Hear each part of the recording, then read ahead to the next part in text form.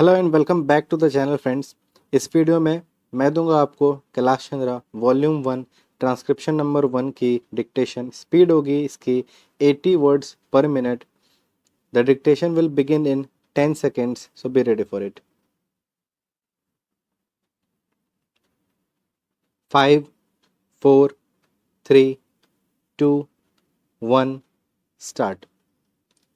Now, sir, honorable members will recall that the bill was introduced in the House of the People on the 2nd September 1953.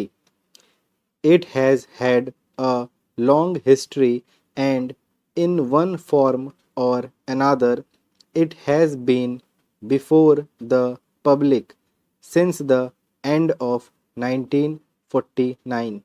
In the statement of objects and reasons, the various stages through which the bill has passed since 1946 have been summarized, and I need not recapitulate on this occasion the circumstances in which the then government of India took the decision in early 1946 to initiate an inquiry into the reform of our company law. I would remind honorable members that between 1946 and 1948, the entire field of company law was carefully reviewed by two distinguished company lawyers who were appointed to recommend the broad lines on which the present act should be revised. Their recommendations were examined in the then Ministry of Commerce, and certain tentative departmental views which emerged were circulated in a comprehensive memorandum to all recognized trade and industrial associations, bar associations, the high courts, and the state governments that brought us to the end of 1949. Many representations on this memorandum were duly received from chambers of commerce, trade, and industrial associations, state governments, and the general public. At the end of 1950, the Government of India appointed a committee under the chairmanship of Sri Bhabha to go into the entire question of the revision of the Companies Act with particular reference to its bearing on the development of trade and industry in this country. This committee examined a large number of witnesses in many parts of the country and submitted its report in March 1952.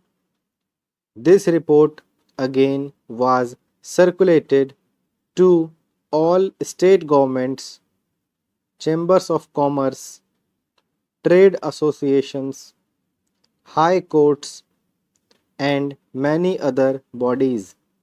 At the same time, a special officer was appointed in the Department of Economic Affairs, Ministry of Finance, to examine the report in the light of the views received from the interested public and to submit proposals to government for the revision of the present act.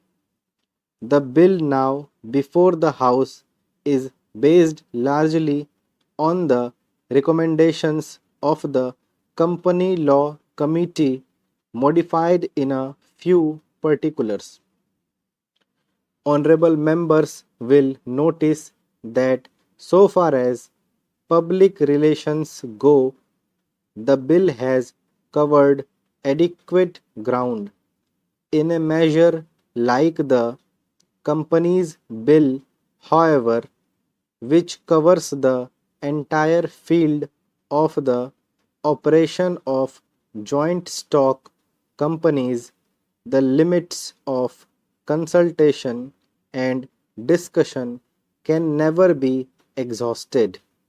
And I would like to inform honorable members that although the bill was introduced in Parliament over 7 months ago, our officers have been engaged throughout this period in further studies and informal discussions with the interests concerned, and on occasions I have also participated in such discussions.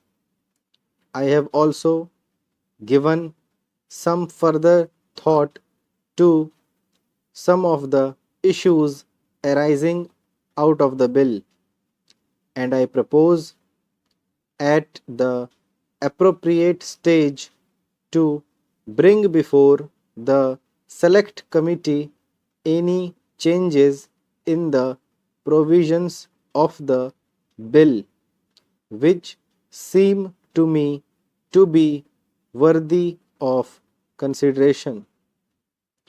In the light of this further examination, no honorable members will have noticed that the bill contains 6 clauses and 12 schedules.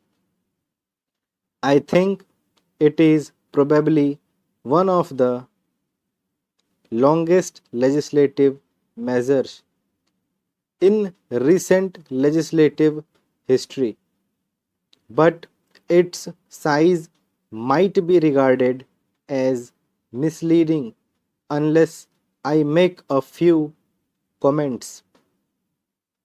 The bill is both, one must remember, a consolidating and amending measure, as mentioned in the Statement of Objects and Reasons.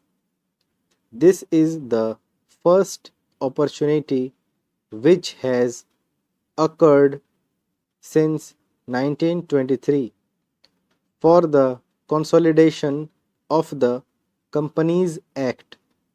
Advantage has been taken of this opportunity to redraft several long and complicated sections in the present Act, which have been split up into a large number of clauses. This is the largest single factor accountable for the increase in the number of clauses in the bill. New clauses embodying substantial changes in the present law would hardly constitute more than a small fraction of the bill. I would also draw attention to the structural changes in the bill to which a reference has been made in the Statement of Objects and Reasons. The redraft of the bill and the rearrangement of the existing chapters in the Companies Act in a more logical order have, I think, resulted in a noticeable improvement in the form of the bill, and I hope will facilitate better understanding and appreciation of the scheme. I wish that the act which came into effect long ago was implemented properly. I know that the minister here is very earnest in implementing it, but unfortunately, his colleagues at the state level are disappointing him. Unfortunately, no steps have been taken for trimming or toning up the administration at the state level and at the district level. They have to be taken immediately. Dictation हो गई यहाँ पे ख़त्म। उम्मीद है आप लोगों ने अच्छे से लिखा होगा।